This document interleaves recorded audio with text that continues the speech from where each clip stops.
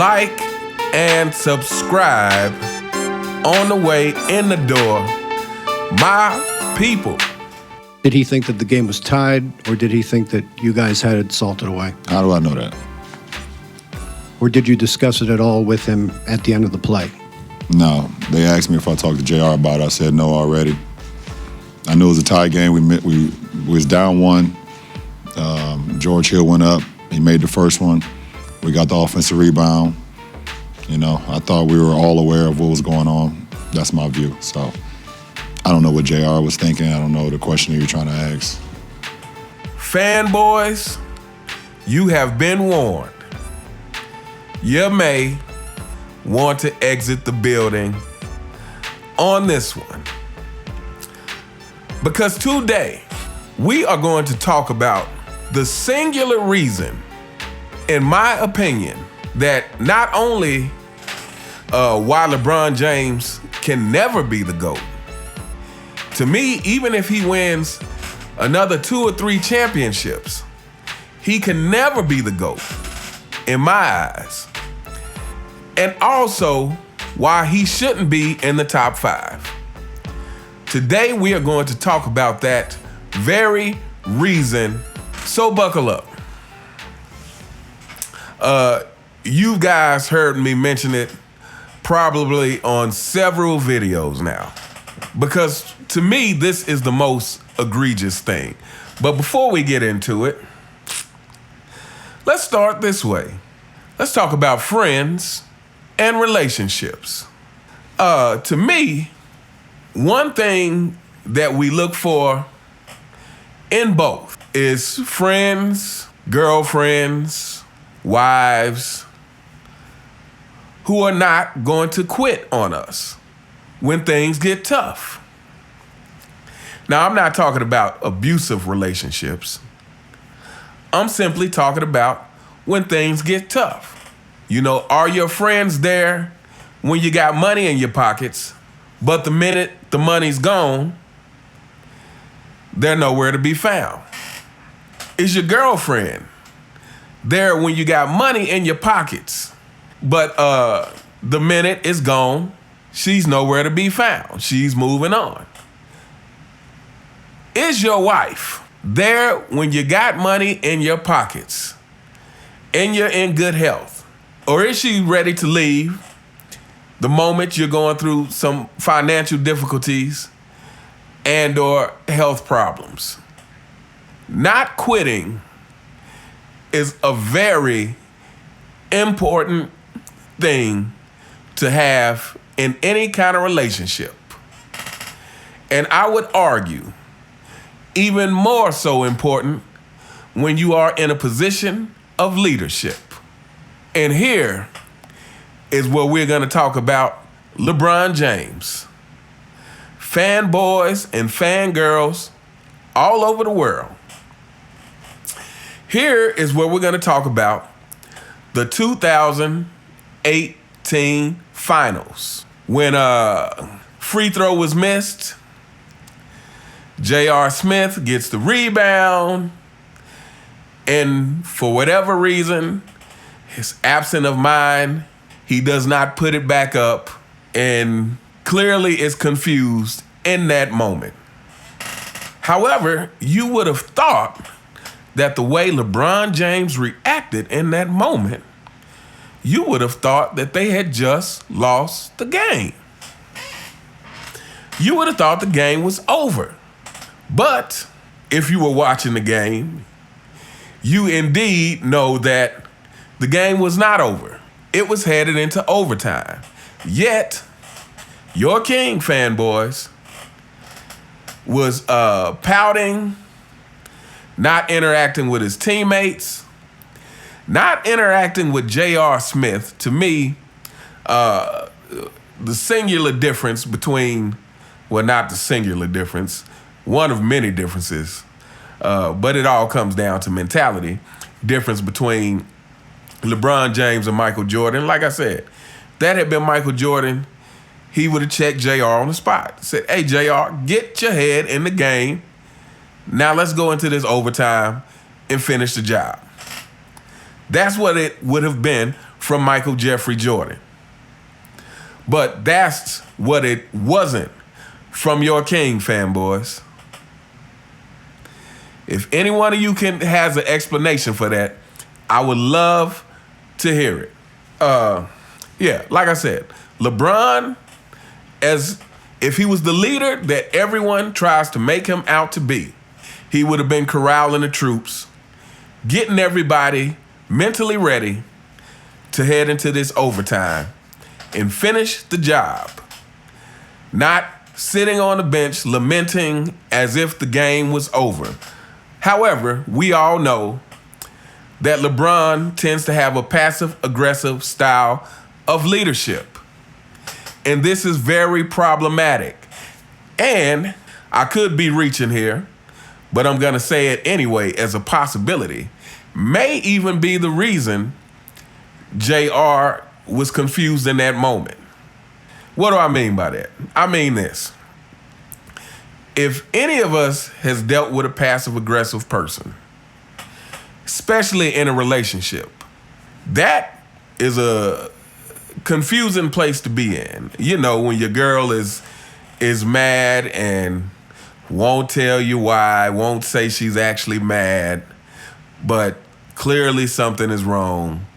That puts you in an awkward position when if she would just say what was wrong, then y'all could get to the root of the problem and fix it. You know, so and a person who constantly does that, who constantly won't just say what's on their mind, it leaves the other person in limbo. It also leads to resentment from the other person. Because it's like, look, I'm tired of trying to read your mind. If you're not going to tell me what's wrong, then forget you, right? I would argue this is a lot what happens to LeBron James. I would argue because of his passive-aggressive leadership style that it leaves a lot of his teammates not knowing where they stand. And that creates confusion on the court. That doesn't create a cohesive unit. That doesn't create trust. It doesn't create trust the same way as when you're being direct. So let me say this, fanboys and fangirls, for all the criticism that you guys try to give MJ for being an a-hole during practice, at least he was direct. And because he was direct and unapologetic and held his teammates accountable and didn't hold his tongue, his teammates always knew where he stood. But guess what that also did? That built a certain level of trust, because at least they could trust that he was going to be truthful and not passive-aggressive. So that leads to moments like when Michael Jordan whispers to Steve Kerr, also being aware that the camera's watching his every moment, you know, kind of covers his mouth and tells Steve, hey, if they double me, I'm looking for you. Because Michael Jordan trusted Steve Kerr, and Steve Kerr trusted Jordan. So Steve Kerr replies with, I will be ready, confidently, because that trust is there between a role player and the leader of the team. When that trust is there, it creates a different dynamic between you and your teammates. I would say that this is all, you can see this manifested as well in the deterioration of the relationship between Anthony Davis and LeBron James. To me, for anybody who has been watching, it is clear that those two are not on the same page as they were when Anthony Davis hit the big shot so LeBron could get his bubblegum ring. This is clear. So yeah. So to me, that 2018 finals is the definitive reason. That ability to quit is the definitive reason why he should not be in the top 5 with the rest of the players who aren't quitters. And why I say I can understand if you don't have him in your top 10 or even lower. I get it, because that is an egregious trait to have as a leader for me. Stephen A., when he was debating Shannon Sharp, and while I mention this, shout out to High Stakes Basketball, because I watched one of his videos about the Stephen A. and Shannon Sharp GOAT debate thing, and High Stakes Basketball pointed out something very good. You all should go rewatch that GOAT debate on Club Shay Shay. High Stakes Basketball said that they represent, if you just look at it and look at the dynamics, they represent the very dynamics between LeBron fanboys and Jordan fans. Because Shannon Sharp is on the edge of his seat, emotional, loud, and Stephen A. is just kind of sitting back like, yeah, I go ahead and finish, and then I'm gonna drop this logic on you. So yeah, that was a good observation. Shout out to High Stakes Basketball. But anyway, so Stephen A. said something like, LeBron's biggest thing was the 2011 finals. For me, that's not the most egregious thing. I can give him a little bit of leeway. Now, to me, that's always going to be on your resume. It is what it is. But I can give him a little bit of leeway in the sense that at that point, he hadn't won a championship. And because he came into the league so young. So, I could look at that as, well, hey, the moment just got too big for him. The moment got too big for him. He crumbled, but you can recover from that. But what I can never forgive is you just quitting when there's a whole overtime left to be played. And then when that happened, then it just kind of ties everything else about LeBron's career in. It ties back to him leaving Cleveland, quitting on Cleveland. You say what you want to say about it. You can say Cleveland front office weren't doing their job. Whatever you want to say about it, LeBron James' attitude wasn't that I can somehow overcome this. It was to leave. Then he goes to Miami with other superstars. Wade, Bosh, let's not forget Ray Allen, who saved the championship for him. And then decides to leave Miami after sitting on the stage talking about not 1, not 2, not 3, went all the way up to 7. Well, you couldn't even get a three-peat. Stay out of the Jordan conversation, please. Then he leaves, so he leaves Miami and goes back to Cleveland. Kyrie and Kevin Love. Leaves Cleveland again. Goes to the Lakers. Bubble ring. Puts together his next super team. And I have a feeling that the only reason LeBron James has not left the Lakers is because he's no longer trying to become the GOAT by winning championships, because he realized that is a lost cause. Now he's simply trying to win it by longevity, because in the eyes of the fanboys, he has a shot.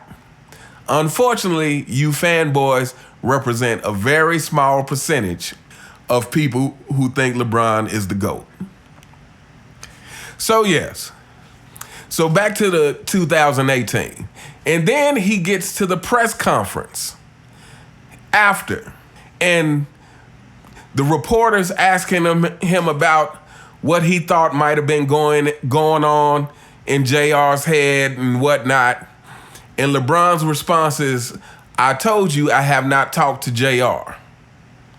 You hadn't talked to JR? Your teammate? You hadn't talked to JR since that man, come on. And you're supposed to be the leader? What you sound like is a whiny, spoiled brat who didn't get his way, and now you're pouting and not talking to anybody. That's what he sounded like and looked like at that press conference. That's what he sounded like and looked like during the game when it happened. A whiny, bratty, pouty kid who didn't get his way, and now I'm not talking to anybody. Don't talk to me, JR. You just blew the game, even though you didn't, because we're going into overtime. But my mind's not even on the overtime about to come up.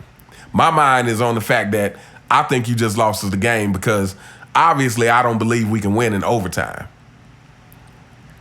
Fanboys, talk to me. Explain. Go ahead in the comments. Tell me your reasons. Oh, I'm hating. That didn't happen. I'm just hating. Of course he lost the game. They really shouldn't have been in it. So once JR did that, he just ruined their chances. Is that what you're gonna tell me? Talk to me, fanboys and girls. Let me know a good explanation for him quitting like that in the game that still had overtime to go. Or you're gonna tell me he didn't quit. Or you're gonna tell me it still doesn't matter because he's a billionaire, that makes him the GOAT. Or you're gonna tell me it still doesn't matter because he's a great father, that makes him the GOAT. Or you're gonna tell me, like Rich Paul said, well, he had to endure more scrutiny than anybody, so that makes him the GOAT. Or you're gonna tell me that, hey, he came in at 18 years old and achieved more than somebody else would have, so that makes him the GOAT. What excuse you got? I am dying to know. But anyway, I'm gonna wrap this up here. But yeah, like I said, to me, that is the single most egregious thing that a leader can do is quit. He quit on his team. He quit on himself. He quit on the game. He quit on the fans. He quit on the coaching staff because he thought that they had already lost. You don't want that in a leader. You don't want that in friendships or relationships. LeBron James can never be the GOAT. And he shouldn't be top 5. And I can understand people who have him lower than that. Let me know what you guys think in the comments.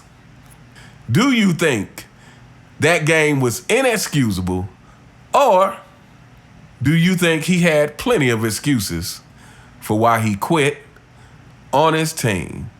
Let me know what you think. You guys have a fantastic day, and I will see you next time. All right.